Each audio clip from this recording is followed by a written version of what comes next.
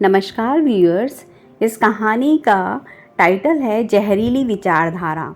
एक समय की बात है, शैतानगढ़ गांव में श्यामलाल नाम का बहुत ही भयानक डाकू रहता था। पूरे गांव वालों के दिमाग में एक बात बैठ गई थी कि इसे मारना तो दूर, नज़र उठाकर देखने का साहस भी नहीं कर सकते। एक दिन अचानक सुबह सुबह सभी गांववासियों को खबर मिली कि श्यामलाल की मृत्यु हो गई। सभी गांव के लोग श्यामलाल के शव को देख आश्चर्यचकित हो गए कि यह कैसे हो सकता है। वैद्य को बुलाया गया, तब पता चला कि श्यामलाल की मृत्यु सांप काटने से हुई है। उसके पूरे शरीर में सांप का जहर फैल गया और उसी के कारण उसका निधन हो गया। उसी समय वहाँ एक बुजुर्ग ज्योतिषी आया और दावा करने लगा कि श्यामलाल की मृत्यु सांप काटने से नहीं हुई है।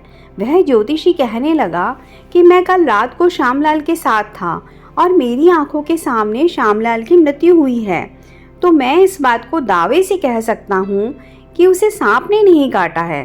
तब सभी लोग उसे कहते हैं कि ज्योतिषी जी, आप हमें सच बताइए, श्यामलाल की मृत्यु कैसे हुई है। ज्योतिषी ने कहा, 1 महीने पहले श्यामलाल मेरे पास आया था, क्योंकि उसे जानना था कि कितने साल तक वह जीवित रहेगा। तब मैंने मजाक में उसे कहा था कि 1 महीने बाद बराबर रात के 12 बजे एक जहरीला सांप तुम्हें काटेगा और तुम्हारी मृत्यु हो जाएगी। 1 महीने के बाद रात 12 बजे अपने आप को उस जहरीले सांप से बचा लिया तो आप मृत्यु पर विजय पालोगे। करीबन महीने भर वह बेचैन रहा। वह हर दिन सांप के बारे में सोचने लगा। हर पल हर क्षण उस जहरीले सांप के बारे में ही विचार करता था कि मैं उससे कैसे बच सकता हूँ, उस दिन कहाँ छुप सकता हूँ जहाँ सांप मेरे आसपास भी नहीं मंडराए। कल रात को जब घड़ी निकट आई तो श्यामलाल ने मुझे उसकी रक्षा के लिए उसके पास रहने का निवेदन किया, और जब 12 बजने के लिए 1 मिनट ही बाकी था तो श्यामलाल की धड़कन तेज होने लगी। उसने अपने आप को कपड़े से लपेटकर खुद को पूरी तरह से छुपा लिया। उसका 1 सेकंड मानो 1 घंटे की तरह जा रहा था। जैसे ही रात के 12 बजे तो मैंने एक नुकीली सुई उसे चुभो दी।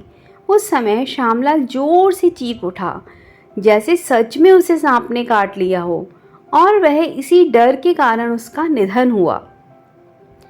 इस कहानी से हमें यह शिक्षा मिलती है, इंसान जिस तरह का विचार रखता है उसके शरीर की प्रतिक्रिया भी उसी हिसाब से होती है। हर समस्या का समाधान है। लोग नकारात्मक विचारों के बंधनों से आकर गलत कदम उठा लेते हैं। विचारधारा सकारात्मक रखें तो अवश्य ही हमारी प्रतिक्रिया सही दिशा में होगी।